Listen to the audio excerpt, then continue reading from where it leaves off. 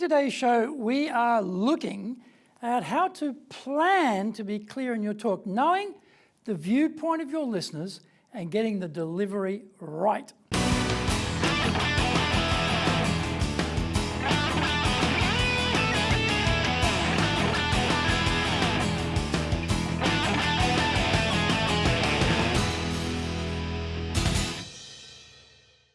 Welcome back to this weekly edition every Friday of the Japan Business Mastery Show.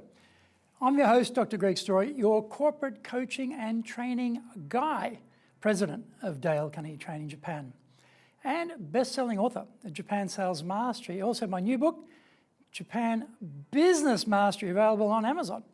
We are bringing the show to you from our studio in the High Performance Center in Akasaka, in Minato-ku, the business center of Tokyo. This is episode number 3, and we are talking about 4 easy ways to become more clear when you present. Before we get going though, a quick word from our sponsor. If you want to become a fully competent and confident presenter, then do the High Impact Presentations course. We are all being judged when we speak, be it in the internal team meeting or in a public environment, be it the big bosses, clients, or an industry audience. Everyone is evaluating us. Don't blow it. Get the best training on the planet.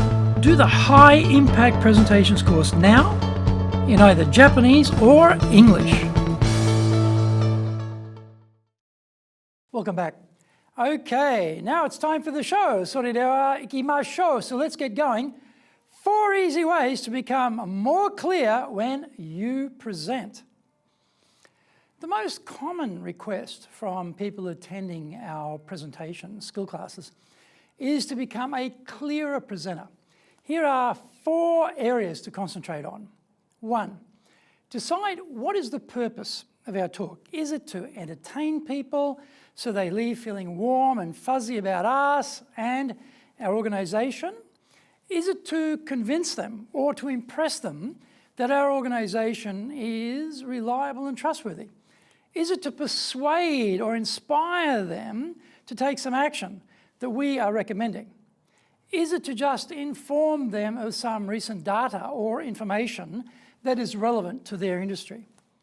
We need to be crystal clear about what we are trying to do with our talk before we even worry about the design, production, and delivery. Number 2, thoroughly investigate beforehand just who we will be talking to. What is the generational mix, the age demographic, the male-female split? Are they experts, amateurs, dilettantes, critics, supporters, potential clients, etc.?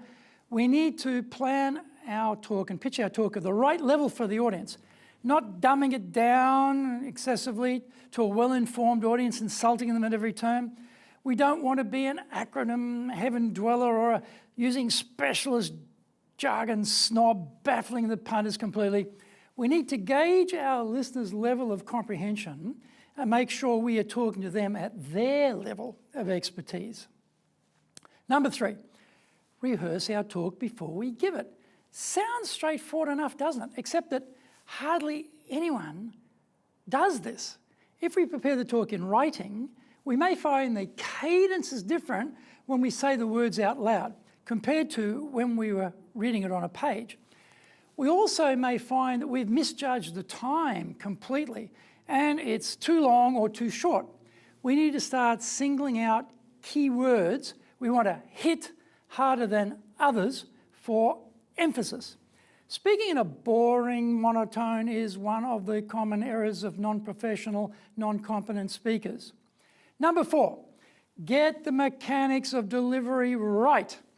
When the message content is not congruent with the way you deliver the message, we get distracted by how you're dressed, your body language, by the tone of your voice. Also, get your face involved. If it is good news, then smile. If you suggest doubt, have a quizzical expression on your face. If the information is surprising, have an expression of wonder. If it is bad news, look unhappy or concerned. A wooden face, totally devoid of expression, is a tremendous waste when we have so much potential to add power to our words with our facial expression. Engage your audience by using eye contact and keep each person's gaze for around about 6 seconds to make the eye contact meaningful without it becoming too intrusive.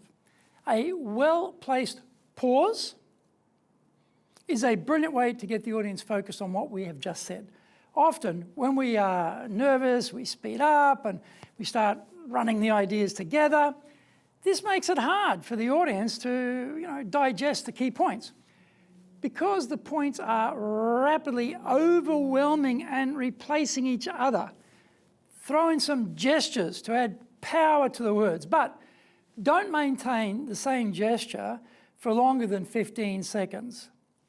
To be clearer, we need to decide what is the purpose of our talk. Thoroughly investigate beforehand just who we will be talking to. Rehearse our talk before we give it, and get the mechanics of delivery right. Thank you for watching this episode, and remember to hit the subscribe button. The Japan Business Mastery Show is here to help you navigate your way around business in Japan. Subscribe on YouTube, share it with your family, friends, and colleagues. Hit the little bell for the automatic new episode notifications. Our website details are on screen now, enjapan.dalecarnegie.com. It's awesome value, so please check it out. And also, please leave me some feedback on YouTube. I would love to know how this show helped you and what other topics you are interested in for me to cover. Remember, I'm here as a free resource to help you, so just tell me how I can help you best. You might also enjoy my other weekly shows. For podcasts, Mondays for the Cutting Edge Japan Business Show, Tuesdays for the Presentations Japan series, Wednesdays for the Sales Japan series, Thursdays for the Leadership Japan series, and Fridays for the Japan Business Mastery Show podcast. Now, you find those wherever you get your podcast. Also on Mondays, I release my other TV show, The Cutting Edge Japan Business Show on YouTube.